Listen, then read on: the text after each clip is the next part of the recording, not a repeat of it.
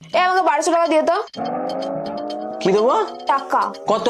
1200। হ্যাঁ দি, দাঁড়া ঝুলছি কিনা দেখি, থাকলে ছেড়ে দিচ্ছি, দাঁড়া। দিবি না?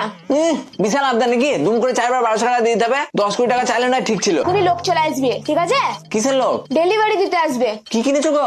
একটা কুর্তি পছন্দ হয়েছিল তাই অর্ডার করে দিয়েছি। 1200 টাকা দিয়ে তুমি জামা অর্ডার দিয়েছো? হ্যাঁ গো।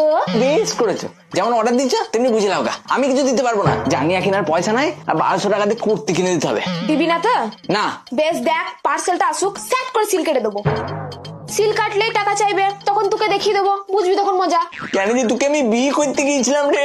আমি করতে বলেছিলাম বিয়ে, নাকি আমি তোর পায়ে পড়েছিলাম আমাকে বিয়ে কর করে? তখন তো নাচতে নাচতে মন্দিরে নিয়ে চলে গেছিলিস। বাবা, মুখে কি বড় বড় কথা। আমার বলে বুঝে আমি মুখটি আগলি রাখবো। তাহলে এখন মুখে লাগছে কেন?